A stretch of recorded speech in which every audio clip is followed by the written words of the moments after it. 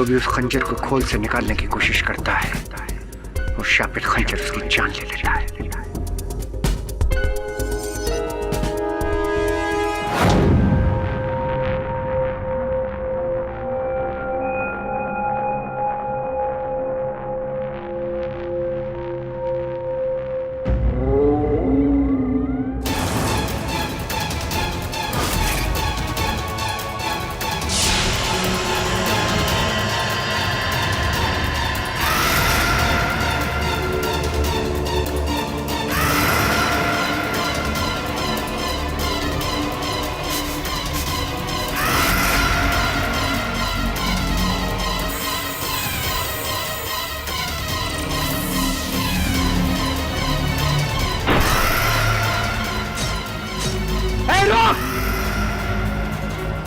रुक जा।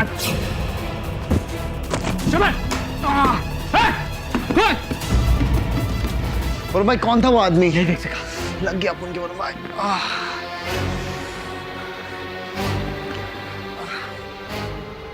इसका अंदाज तो वही हुआ।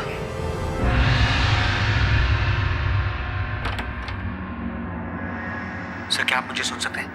हाँ वरुण, सुन भी रहा हूँ, देख भी रहा हूँ। अब पता चल जाएगा कि हत्या शाही खंजर से हुआ है या नहीं। Sir please shahi word use मत कीजिए। क्यों? सर मुझे शाही पनीर की याद आ जाती है और शेफ वाली शाही पनीर माइंड ब्लोइंग बनाती है।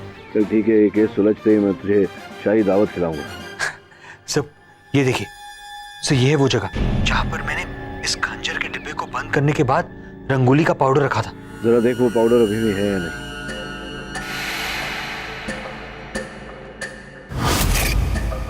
हाँ सर अभी है। इसका अर्थ ये होता है कि वो डब्बा खुला नहीं, ना ही खंजर बाहर निकला। सर इसका मतलब ये हुआ कि खून शाही खंजर से नहीं किसी और खंजर से हुआ है। हाँ इस समय लगता तो ऐसा ही है, लेकिन हमें चांस नहीं लेना चाहिए। ये भी संभव है कि हत्यारे ने खंजर निकाला और बाद में अंदर रखने के बाद फिर रंगोली वैसे ही लगा दी। लेकिन सर इस बात को हम कंफर्म कैसे करेंगे? एक ही तरीका है वो, फोरेंसिक डॉक्टर की रिपोर्ट।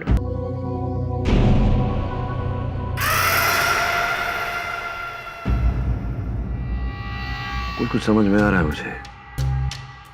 ये हत्याएं बहुत ही सोची विचारी षड्यंत्र के तहत की गई। सर आपको पता चला कि खून शाही खंजर से हो रहे हैं या फिर किसी और से? तूने वो पिक्चर देखी सीता और गीता? ऑफ कोर्स सर देखिए। और वो दूसरी वाली राम और श्याम? नहीं सर राम और श्याम नहीं थी। आपने नहीं देखी बॉस? सॉलिड पिक्चर एकदम। चालबाज देखी तूने? चालबाज सर मैंने देखी। देखी बॉस केस को साइड में रख के आप ये क्या फिल्मों की बातें कर रहे हो बॉस? बात तो सुन, इन तीनों फिल्मों में एक बात विशेष क्या है बताओ? Sir double role. राइट, जुड़वा वाला खेल। बॉस इस केस में डबल रोल किसका है? शाही खंजर का। समझ लो कि जिस हथियार से हत्या की गई है वही शाही खंजर का प्रतिबिंब है। वही लंबाई, वही चौड़ाई। सर डबल रोल मूवीज में भाइयों में बहनों में अब कुछ ना कुछ छोटा मोटा डिफरेंस जरूर होता है। इसका मतलब यह है कि खंजरों में भी कुछ ना कुछ डिफरेंस है। यह है आयुष्मान की फॉरेंसिक रिपोर्ट, जिसको देखने से लगता है कि उसके छाती के घाव में कुछ केमिकल्स पाए गए हैं, जिसका इस्तेमाल ब्रास और कॉपर के मेटल पॉलिशिंग में किया जाता है। अंतर है दोनों में। शाही खंजर वहां बड़े बड़े जंग खा रहा है और जिस हथियार से हत्या की गई वो पॉलिश की गई थी। अगर शाही खंजर से हत्या की गई होती तो अंशुमन के देह में, उसके मृत शरीर में जंग के अंश पाए जाते, लेकिन नहीं। उसके मृत शरीर में फोरेंसिक्स को वो रसायन प्राप्त हुआ है जिससे वो जुड़वा खंजर पॉलिश किया गया था। समझ में आ रही तुझे बात? सर इसका मतलब ये हुआ कि जब शाही खंजर के डुप्लीकेट से खून हो रहा था तो उसी वक्त किसी ने महल से शाही खंजर को गायब कर दिया। समझ गया तू तो। इसी प्रकार से रचा गया है ये अंधविश्वास का खेल। इस केस में दो मुजरिम हैं, एक जो खून कर रहा है और दूसरा वो जो खून होते वक्त शाही खंजर को गायब कर देता है। सर मेरा शक तो अभय पर है और कोई हो ही नहीं सकता जो शाही खंजर तक पहुंच सके। ना ना ना ना वरुण भाई ना। अरे वो चोमू जैसा बहुत भोला आदमी है, अपन को बहुत डिसेंट आदमी लगता है। क्यों बॉस? अरे बॉस अपन को क्या लगता है मालूम? अपन को लगता है जरूर कोई और है जिसको मालूम है कि उसके ऊपर तो कोई शक करेगा ही नहीं कि जैसे कुछ काम खराब हुआ इल्जाम किस पे आएगा? अबे पे उसी ने पंगा लिया है बॉस। जो कोई भी है अब अधिक समय तक बचेगा नहीं। क्या है कि जब कोई पहेली उलझ जाती है उसे सुलझाने के लिए फिर वहीं चले जाना चाहिए जहां से पहेली शुरू हुई थी, अभय का घर।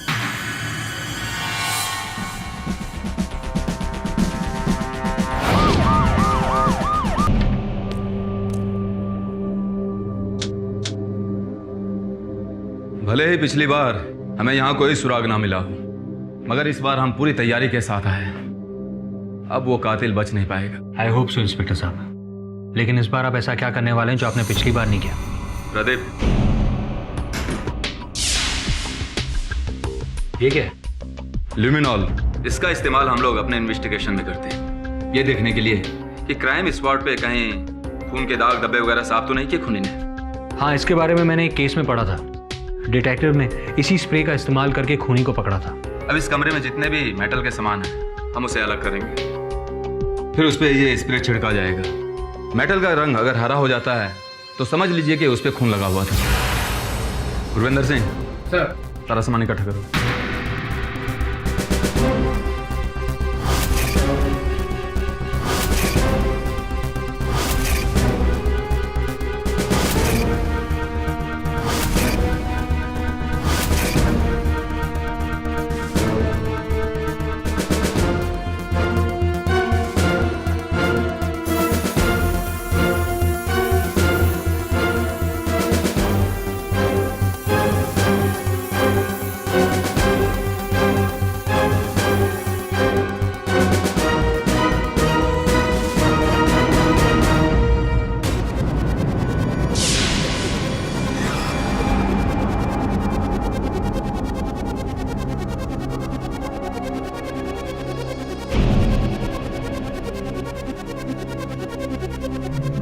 इसका मतलब यह है कि इन दोनों चीजों पर लगा खून कातिल ने साफ किया था।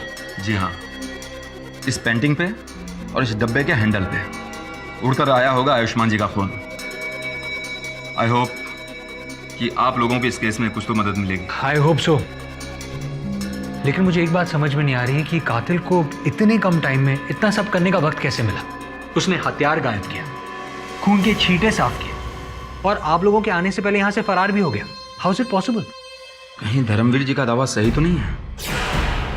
हो सकता है आयुष्मान जी के भाई अंशुमन ने ही।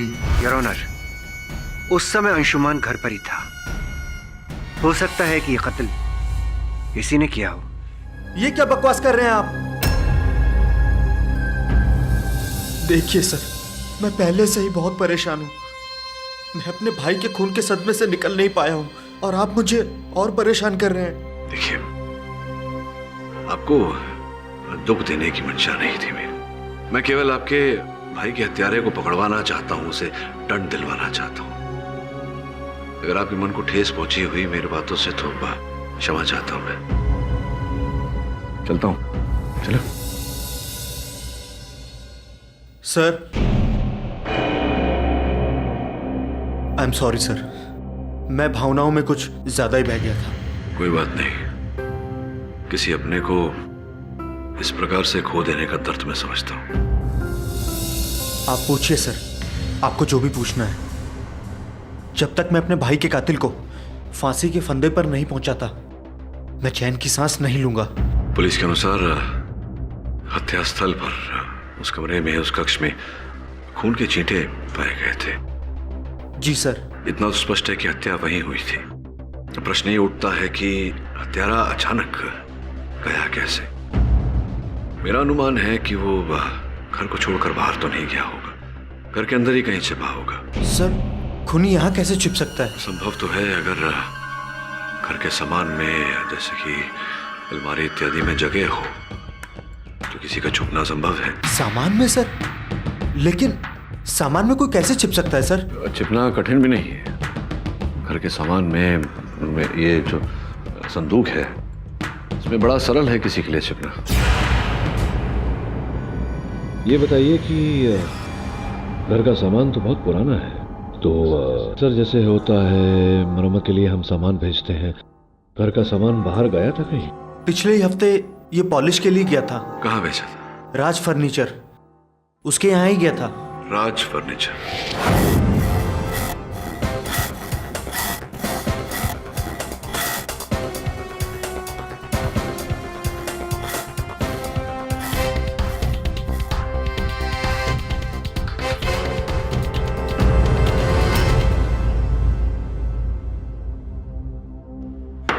The court is called to order. Case number 1405 B Dharmveer Singh versus Anshuman Khanna. Hearing 2। अदालत की कार्रवाई शुरू की जाए। क्या हुआ, जुकाम नहीं ठीक हुआ आपका? अरे गया था आपके डॉक्टर सुनीता के पास, इतना बड़ा इंजेक्शन लगा दिया, लेकिन जुकाम ऐसा है कि नाक छोड़ने का नाम ही नहीं लेता। कोई बात नहीं, जिस प्रकार से इस केस में लापता हथियार की गुत्थी सुलझ गई है, मुझे पूरा विश्वास है कि आपकी न जाने वाली जुकाम की गुत्थी भी सुलझ जाएगी। हथियार की गुत्थी सुलझ गई? मतलब हथियार मिल गया आपको? जी जी।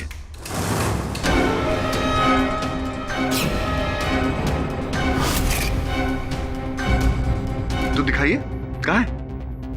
योर ऑनर, आपकी अनुमति हो तो। इजाजत है।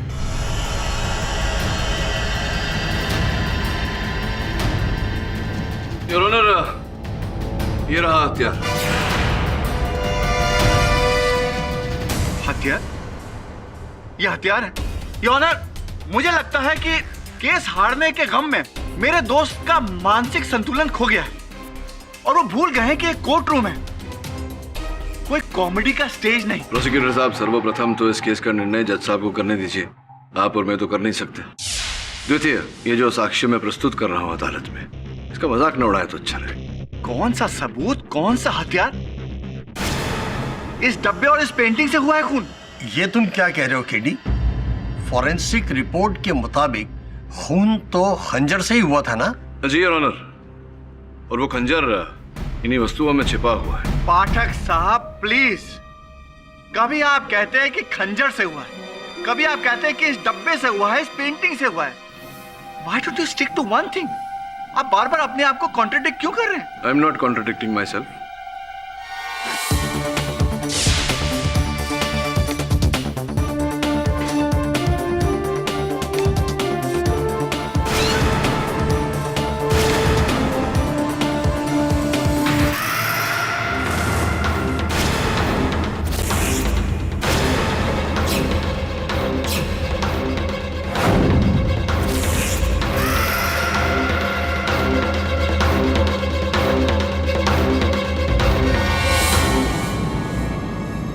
योर ऑनर, इसी प्रकार से हत्यारे ने उस कक्ष में पड़े हुए इन वस्तुओं से इस खंजर का इजाद किया। हत्या करने के बाद इसे 4 टुकड़ों में अलग करके वहीं पर पड़ी हुई चीजों में छिपा दिया।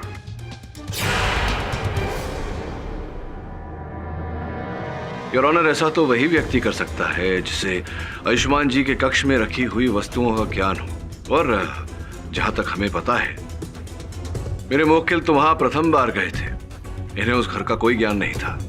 इसका अर्थ ये होता है कि ये दोषी नहीं है। ऑब्जेक्शन! पाठक जी मुझे कब से ताने मार मार कर ये कह रहे थे कि मैं जज बनने की कोशिश ना करूं। आप ये खुद ही जजमेंट दे रहे हैं कि धर्मवीर जी बेगुनाह है। Objection sustain. मिस्टर पाठक, मान लिया कि खूनी ने हथियार इसी ढंग से छुपाया था जिस तरह से आप बता रहे हैं, पर इसके बावजूद अहम सवाल अभी भी वहीं का वहीं खड़ा है। घर में उस वक्त मिस्टर धर्मवीर सिंह बुंदेला के अलावा था ही कौन? कोई तो था योर ऑनर, और जिस चतुराई से उसने हथियार को छिपाया है, स्वयं को भी छिपाया था। इंस्पेक्टर साहब, आपको धर्मवीर जी क्या पार्ट्स में मिले थे? मतलब पैर गार्डन में और अलमारी में सर और नाक फ्रिज में? I object your honour. मेरे मुवक्किल पर इस प्रकार से कटाक्ष कसने का इन्हें कोई अधिकार नहीं। Objection sustain. और हाँ, प्रश्न असल हत्यारे के छिपने का योर ऑनर, तो इस प्रश्न का उत्तर तब मिल जाएगा जब अदालत ये जान जाएगी कि वो शाही खंजर कौन वहां से ओझल करता है। आपका मतलब है शाही खंजर को किसी ने गायब किया? जी योर ऑनर, हर हत्या के पहले कोई उस खंजर को वहां से उठाता है और हत्या होने के बाद वहां रख देता है। इसका अर्थ ये होता है योर ऑनर की हत्या उस शाही खंजर से नहीं हुआ। शाही खंजर का उपयोग किया जा रहा है हम सब लोगों को रास्ता भटकाने के लिए। व्हाट? ये फाइनल, ये भाई बंधु कहां से आ गए? हवेली में ये छुपा छुपी का गेम चल रहा है क्या? मेरी रिक्वेस्ट है कि ऐसी बेतुकी बातों पर गौर ना किया जाए। राठौर साहब, धीरज रखिए, संयम बनाए रखिए। इन दो बातों का फल बहुत मीठा होता है, व्यक्ति को सज्जन बना देता है। संभवतः आपको भी। शांत रहिए, शांत रहिए। योर ऑनर, मैं निवेदन करता हूं आपसे कि आदेश दें कि शाही खंजर को अदालत में मंगवाया जाए। अभी तो आपने कहा कि खून शाही खंजर से नहीं हुआ, तो फिर शाही खंजर को यहाँ बुलवाने का क्या तुक? ये भी तो कहा मैंने राठौर साहब कि उस शाही खंजर का उपयोग किया गया है हमारा रास्ता भटकाने के लिए। अब योर ऑनर, शाही खंजर यहाँ आएगा, किस प्रकार से उसका उपयोग किया गया है ये तो वही बताएगा। ठीक है, उस खंजर को तुरंत अदालत में मंगवाने का इंतजाम किया जाए। नहीं जज साहब, ऐसी गलती मत कीजिएगा। आयुष्मान जी की तो मौत हो चुकी है। अगर इस खंजर को नींद से जगाया गया तो अनर्थ हो जाएगा। ये आपकी भी जान ले सकता है। Order, order. मिस्टर अभय, आप इस समय कोर्ट में बैठे हैं। Mind your words. अदालत में इस तरह के अंधविश्वासों के लिए कोई जगह नहीं है। जब तक खंजर अदालत में आता है तब तक अदालत लंच ब्रेक के लिए स्थगित की जाती है। दोबारा 3 बजे हम यहां पुनः एकत्रित होंगे। गौतम जी, कुछ मीठा है? मीठा? Chocolate, toffee? नहीं, कुछ राठौर साहब, ये लीजिए, मेरी favourite chocolate. No no thanks. अरे ले लीजिए, लड़ाई तो केवल अदालत तक ही सीमित है तो आप मेरे मित्र। थैंक।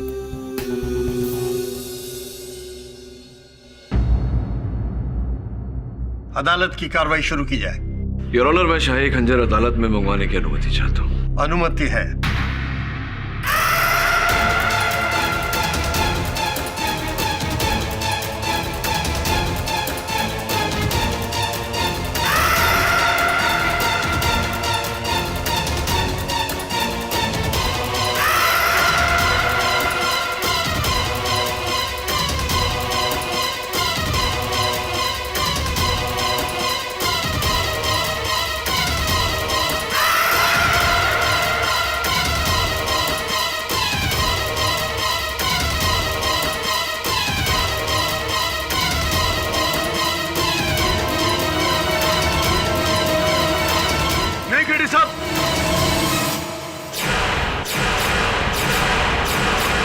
ऐसी गलती मत कीजिए।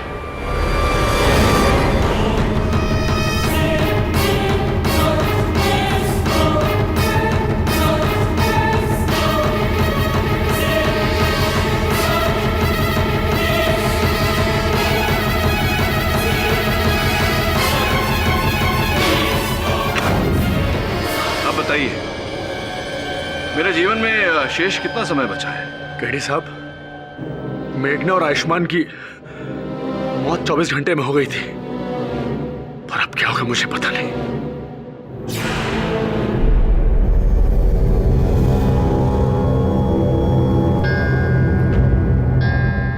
The time is up. The court is adjourned for the day.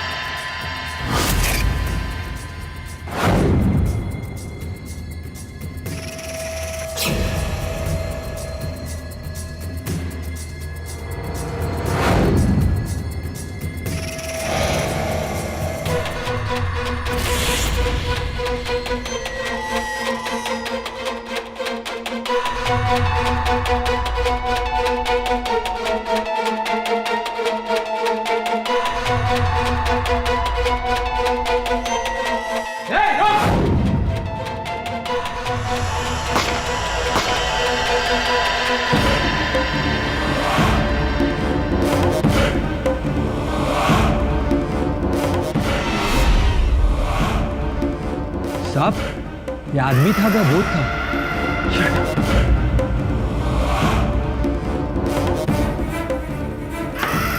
Court is called to order. Your honour, 24 घंटे बीत चुके हैं और सौभाग्य से मैं अभी स्वस्थ हूँ, किंतु इन 24 घंटों में किसी ने उस खंजर को चुराने का प्रयास किया था। मिस्टर पाठक, आप साबित क्या करना चाहते हैं? यही कि किसी ने उस खंजर को चुराने का प्रयास किया था। कारण तो रहा होगा। आपकी आज्ञा हो योर ऑनर, तो मैं राज फर्नीचर वाले राज को बुलाऊं। अनुमति है। राज साहब, आयुष्मान जी की हत्या से कुछ दिन पूर्व ये जो है अभय जी, ये आए थे आपकी दुकान पर। हाँ आए थे सर। क्या कारण था? क्या क्या चाहिए था इन्हें? कुछ पुराने फर्नीचर की पॉलिशिंग करानी थी इन्हें, और उस फर्नीचर की मॉडिफिकेशन भी करवानी थी। मॉडिफिकेशन अर्थात फेर बदल करना चाहते थे फर्नीचर में। यही फर्नीचर था, देखिए। हाँ सर, यही है। अब न्यायाधीश महोदय को बताइए कि किस प्रकार का फेर बदल करना चाहते थे।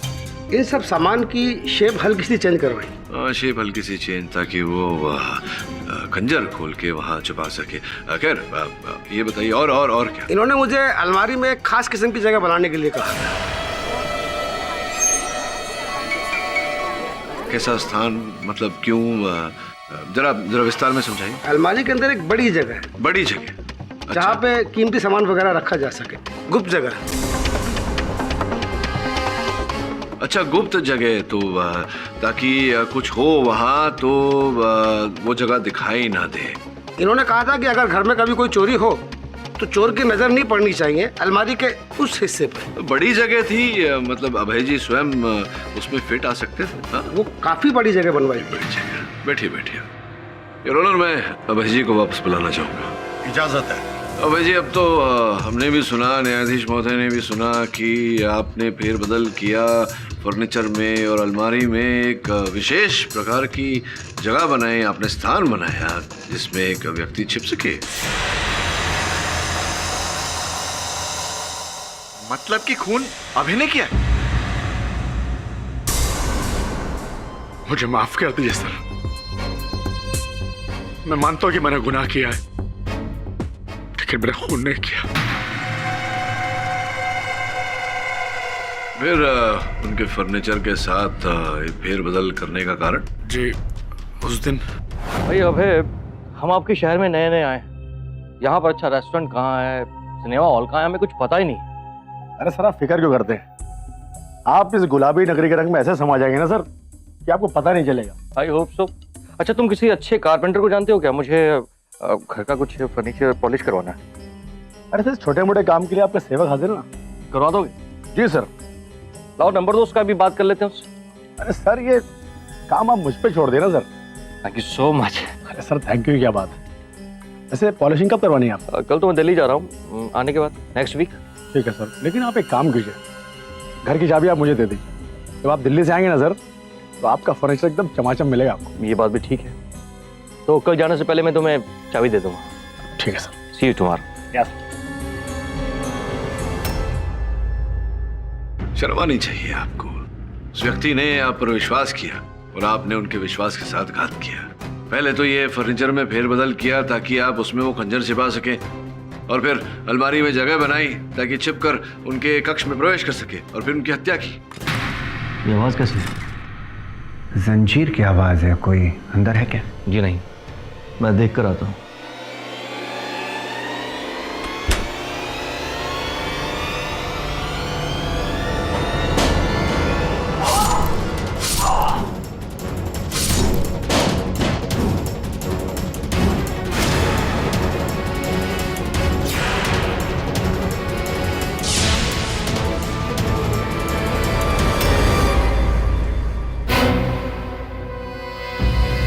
नहीं सर, मैं मानता हूं कि मैंने फर्नीचर में गड़बड़ी करवाई थी, लेकिन मैंने आयुष्मान जी का खून नहीं किया। देखिए अभय जी, अब झूठ बोलने का कोई लाभ नहीं है। सारे पत्ते आपके खुल चुके हैं। नहीं जज साहब, मेरा यकीन कीजिए, मैंने खून नहीं किया। सच तो ये है कि आप ही ने ये मनगढ़ंत कहानी बनाई थी इस शापित खंजर की, क्योंकि आप ही जाते थे वहां स्टोर रूम में, वहां से कीमती सामान चुराते थे, और आप नहीं चाहते थे कि इस बारे में कोई आपसे प्रश्न करे। वकील साहब, मैं मानता हूं मैंने चोरी की, लेकिन मैंने खून नहीं किया। वकील साहब, मैंने खून नहीं किया। आपने हत्या नहीं की तो फिर किसने की हत्या? कौन है हत्यारा? अरे बोलिए, कौन है हत्यारा? माफ करना शेखर जी, अब मैं आपको और नहीं बचा सकता।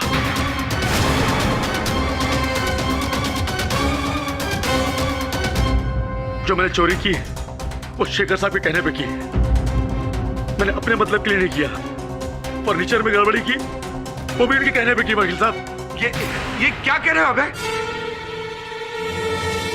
अपने बाप का बोझ मेरे सर पर क्यों डाल रहे हो? आइए, आपके पाप का बोझ जरा हल्का कर देता हूं। शेखर जी, चीफ आर्कियोलॉजिस्ट और धर्मवीर जी के घनिष्ठ मित्र, अपने मित्र को बचाने के लिए आप अपना अपराध नहीं मानेंगे, जुर्म कबूल नहीं करेंगे? मैंने कोई गुनाह नहीं किया। ये अभय झूठ बोल रहा है। नहीं वकील साहब, मैं झूठ नहीं बोल रहा हूं। इस गद्दारी के लिए शेखर साहब मुझे अच्छी कीमत दे चुके हैं। चाहे तो आप मेरा बैंक अकाउंट चेक कर सकते हैं। ये मेरे अकाउंट में हर महीने 50,000 रुपए जमा करवाते थे। 50,000 रुपए माहवारी? अर्थात आपसे भी ले रहे थे माहवारी और वहाँ पैलेस से भी? जज साहब, ये झूठ बोल रहा है। इसने खुद मुझसे 50,000 रुपए उधार मांगे थे, ये कहकर कि ये वापस लौटा देगा। इसे किसी जरूरी काम के लिए चाहिए थे। उधार लिए थे? जी। उधार लिए थे आपने? कितने महीनों से मिल रहे थे पैसे? जी पिछले 6 महीने से। 6 महीनों से? 6 महीनों से आप 50,000? ये तो सोचने वाली बात है योर ऑनर कि अगर कोई व्यक्ति किसी से उधार मांगता है तो एक बार मांगेगा, 2 बार मांगेगा, किंतु आप तो 6 महीने से लगातार 50,000 रुपए दिए जा रहे हैं। अवश्य कोई विशेष काम रहा होगा।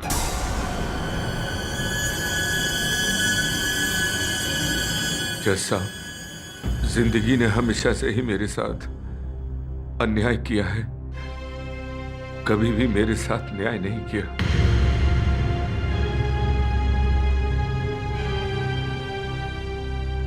जब मैं स्कूल में पढ़ता था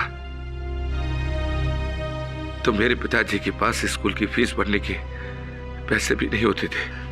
मैंने स्कॉलरशिप लेकर किसी तरह स्कूल की पढ़ाई पूरी की। सुबह अखबार बेचता था और दोपहर में कॉलेज जाता था। जब मुझे पहली नौकरी मिली तो मैंने सोचा कि शायद मेरे भी सुनहरे दिन आएंगे, मेरी जिंदगी भी खुशियों से भर जाएगी। मुझे बहुत अच्छा लगा था जैसा, लेकिन मुझे क्या पता था कि तकदीर ने मेरी किस्मत में सिर्फ और सिर्फ अंधेरे लिखे हैं। काबिलियत मेरी, मेहनत मेरी, और उसका फायदा हुआ किसी और को। हाँ जैसा आयुष्मान को। और बस देखते ही देखते यूं चुटकियों में आयुष्मान को इस म्यूजियम प्रोजेक्ट का प्रोजेक्ट ऑफिसर आयुष्मान को बनाया गया। मैं खड़ा देखता रहा, अपने ही सामने किसी और को अपना हक छीनते हुए मैं देखता रह गया। जैसा मैं देखता रह गया और मैं कुछ भी न कर सका। शांत हो जाइए, शांत हो जाइए। इस देश में, भारतवर्ष में लाखों करोड़ों लोग ऐसे हैं जिनके लिए हर दिन, प्रतिदिन, प्रतिपल संघर्ष होता है। आपकी तरह वो हत्या करने पर उतारू नहीं होते। मेरा खून करने का इरादा नहीं था। मैं तो आयुष्मान के घर किसी भी तरह घुसकर वो महल के कागजात लेने गया था ताकि मैं 420 करके महल के कुछ हिस्से को प्राइवेट बिल्डर को बेच सकूं और मुझे मेरा हक मिल जाएगा और आयुष्मान के दामन पर दाग लग जाएगा। इसलिए गया था मैं। तो कागज चुरा के चले जाते, भैया की जान क्यों ली? मैंने तुम्हारे भाई को नहीं मारा, मैं तो वहां गया ही नहीं था। हाँ जज साहब, मैं वहां नहीं गया। झूठ बोल रहे हैं आप शेखर जी। उस दिन आप ही आयुष्मान के घर गए थे।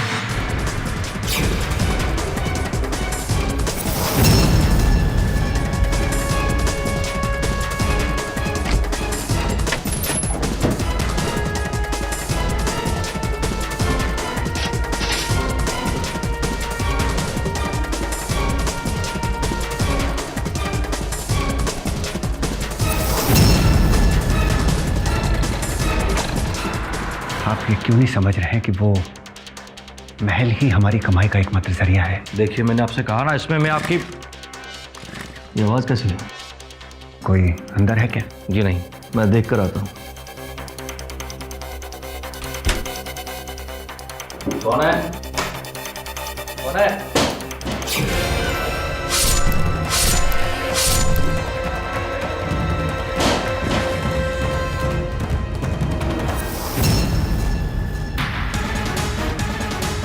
नहीं, ये झूठ है जज साहब। मैं उस दिन आयुष्मान के घर नहीं गया। मेरे साले की तबीयत अचानक खराब हो गई थी, मैं उसे लेकर हॉस्पिटल गया था। अच्छा, कौन से अस्पताल? Good health hospital.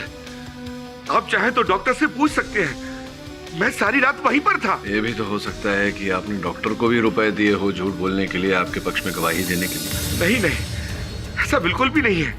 आप चाहे तो वो हॉस्पिटल की सीसीटीवी फुटेज मंगा के देख सकते हैं, मैं सारी रात वहीं था। चलिए सीसीटीवी कैमरा का फुटेज भी मंगा लेंगे। ये मान लेते हैं एक क्षण के लिए कि आप सच बोल रहे हैं, तो अब आपके अतिरिक्त तो एक ही व्यक्ति जानता था उस अलमारी के अंदर जो जगह, जो स्थान बनाई गई थी किसी के छिपने के लिए, वो अभय जी। देखिए शेखर जी, ये बहुत गलत बात है।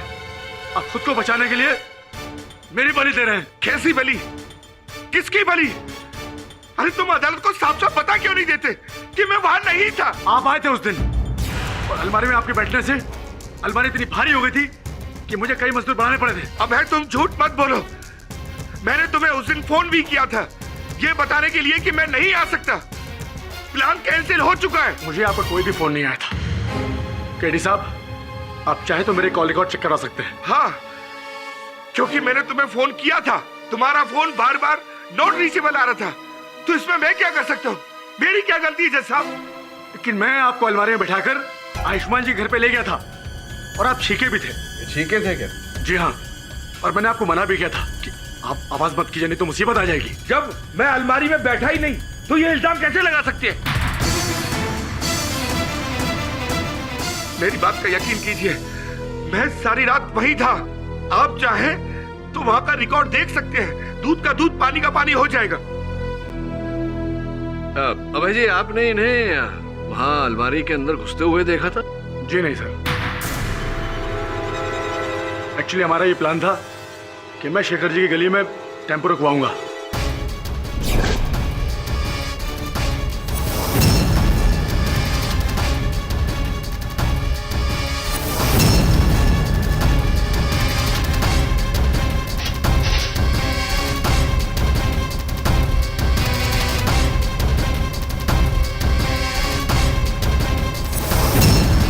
आपको कैसे पता कि दबे पांव आए और पीछे बैठ के देखा था या नहीं देखा था? जी नहीं, मैं ड्राइवर के साथ आगे बैठा हुआ था।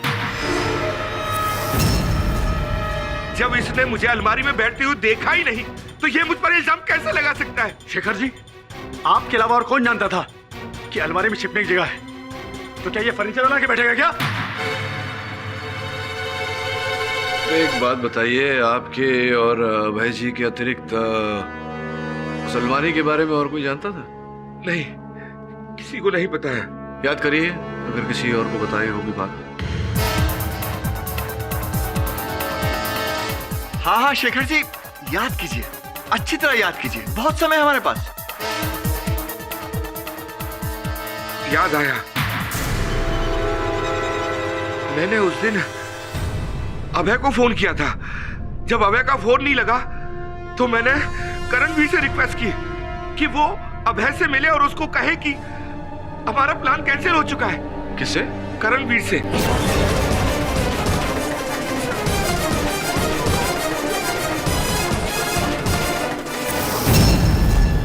मैं सोच ही रहा था करणवीर साहब के आपका नंबर कब आया। आ गया, कृपया कष्ट करेंगे। शेखर जी का संदेशा आपने दे दिया था, अभय जी को बोल दिया था ना, जो आपको फोन पर बोला गया था। नहीं सर, अब शेखर जी का ऐसा कोई फोन नहीं आया था मुझे। क्या बात कर रहे हो? करणवीर, आप भी मुझे फंसाना चाहते हैं? शेखर जी, मैं आपको क्यों फंसाऊंगा? मैं तो वही बता रहा हूं जो सच है। मैंने आपको उस दिन फोन किया था और संदेश भी दिया था ना। ये क्या चल रहा है? फोन किया था, फोन आया था, क्या हुआ था क्या नहीं हुआ था, ये तो अब नई तकनीक है। आपके मोबाइल फोन में तो कॉल लॉग तो होगा ही, योर ऑनर आपकी अनुमति हो तो इनका फोन जरा मैं देख लूं। इजाजत है।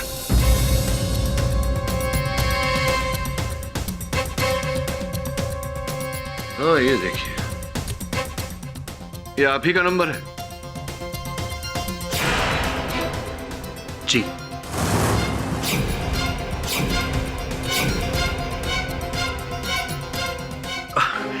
हाँ, वो एक्चुअली मैं आपको बताना भूल गया था। पता नहीं, मैं आजकल बहुत कुछ भूल जाता हूँ। पता नहीं क्या हो गया मेरी याददाश्त को। एक्चुअली इसीलिए मैं अभय को भी बताना भूल गया। सॉरी अभय, सॉरी शेखर जी। कहीं ऐसा तो नहीं कि आप ही वहां अंदर अलमारी के अंदर? क्या कह रहे हैं आप? कौन सी अलमारी? शेखर ने मुझे किसी भी अलमारी के बारे में नहीं बताया। उसने मुझे सिर्फ इतना कहा था कि प्लान कैंसिल। अब क्या प्लान था वो तो मुझे नहीं पता। हाँ, और इनको प्लान के बारे में कैसे पता होगा? प्लान तो सिर्फ धर्मवीर को ही पता होगा, या तो अभय के थ्रू या फिर शेखर के थ्रू। नहीं, अगर धर्मवीर को इस योजना के बारे में ज्ञान होता तो ये वहां से भाग जाता ना, पुलिस के आने तक वहीं खड़ा नहीं रहता। और वैसे इस योजना के बारे में तो कर्मवीर भी जानते थे। क्यों, आप जानते थे ना? ये सब बकवास है, झूठ है, ये मुझे फंसाने की साजिश है। राजवीर जी, आप कुछ करते क्यों नहीं? मैं निर्दोष हूं। अब वो क्या करेंगे, कुछ नहीं कर सकते। वैसे आप बच गए थे। उस दिन आपका जीवन बच गया था जब पुलिस ने गोली चलाई थी। पुलिस की गोलियां? पुलिस ने गोलियां चलाई थी ना आप पर, 2, जब आप ये खंजर चुराने का प्रयास कर रहे थे। भूल गए आप?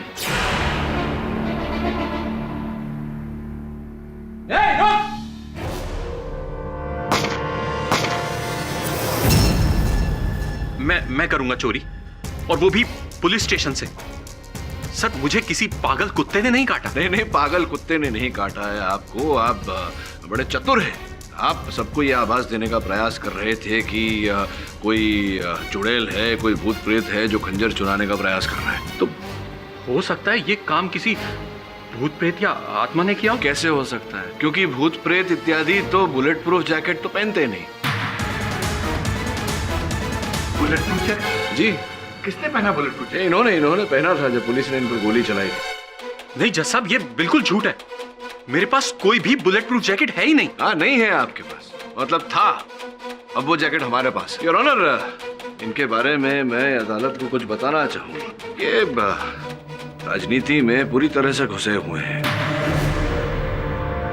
पिछले असेंबली के चुनाव में इन पर जानलेवा हमला भी हुआ था। इन्हें जान से मार देने की धमकियां मिली थीं, और ये महल से बाहर बिना बुलेट प्रूफ जैकेट पहने निकलते ही नहीं। वो जैकेट योर ऑनर अभी आपके आगे हो तो मंगवाओ।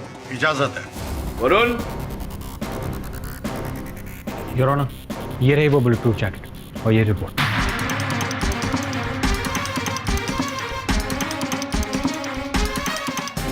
योर ऑनर, इस रिपोर्ट के अनुसार इनके बुलेट प्रूफ जैकेट में 2 स्लग्स पाए गए हैं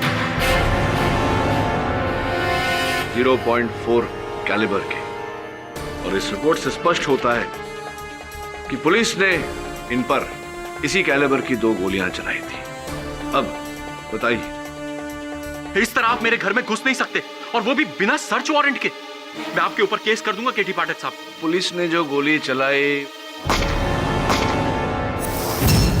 और उसकी रिपोर्ट हमने निकलवाई। अब ये सब संयोग तो हो नहीं सकता योर ऑनर। इन पर संदेह मुझे उसी समय हो गया था जब वॉचमैन ने मुझे बताया कि आयुष्मान की जिस रात हत्या हुई ये घर पर थे ही नहीं। मुंह खोलिए, बोलने का समय आ गया है। हाँ, ये सच है कि आयुष्मान को मैं नहीं मारा।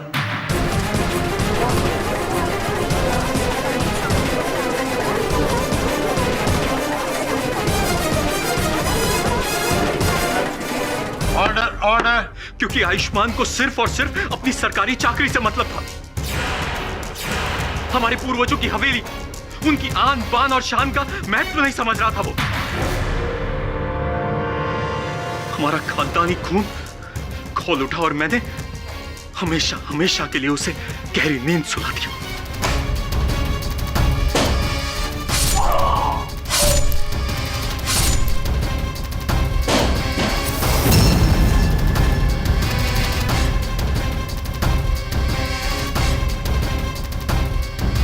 और वो शाही खंजर, उसे कैसे गायब करते थे? वो खंजर कभी अपनी जगह से हिला ही नहीं था। वो तो केवल आंखों का धोखा था। मैंने एक ऐसे ग्लास कवर का इंतजाम किया जिस पर खंजर के खाली स्टैंड वाली 3D तस्वीर हो।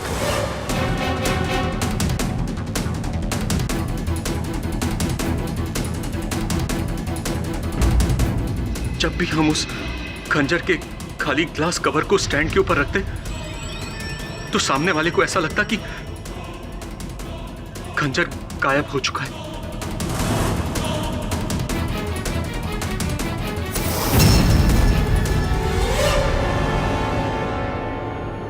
जबकि खंजर योर ऑनर वही था, 3D कवर के नीचे।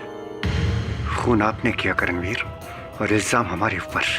आप अब तक चुप क्यों थे? भैया मेरा यकीन कीजिए, मुझे अंदाजा ही नहीं था कि आयुष्मान का छोटा भाई अंशुमन उस समय उनसे मिलने आने वाला है और आप भी वहां पर मौजूद होंगे। हमें नहीं पता था भैया कि हमारी इस छोटी सी भूल का इतना बड़ा नतीजा होगा और आप फंस जाएंगे। भूल नहीं, अपराध किया है आपने। इस अपराध का दंड इस अदालत में न्यायाधीश महोदय तो दे देंगे, पर आपका क्या होगा पता नहीं। एक बात बताऊं करणवीर, आज मुझे ये सोचकर बहुत शर्म आ रही है कि आप मेरे छोटे भाई हो। मैंने जो भी किया यही सोच के किया कि परिवार की इज्जत और मर्यादा इसी में। परिवार की इज्जत और भाई की जिंदगी का कुछ भी नहीं।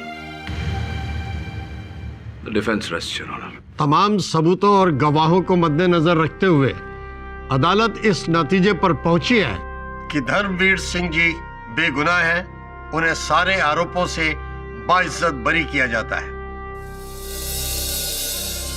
लेकिन कर्मवीर सिंह को अंशुमन खन्ना की हत्या का दोषी पाया जाता है। लिहाजा ताज़रात हिंद दफा 302 के तहत उन्हें उम्र कैद की सजा सुनाई जाती है। To be hanged till death. The case is closed.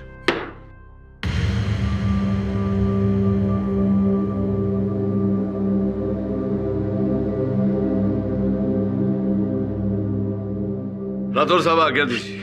वाह पाठक साहब, ये गुत्थी भी आपने सुलझा दी। अब अगली पहल? अब क्या पहल राठौर साहब, थक गया हूँ। सोच रहा हूँ गोवा जाके छोटी सी कुटिया ले लूं, ब्याह कर लूं, बच्चे बच्चे कर लूं। वैसे आपका तो जुकाम ठीक हो गया? अरे हाँ, क्या बात है।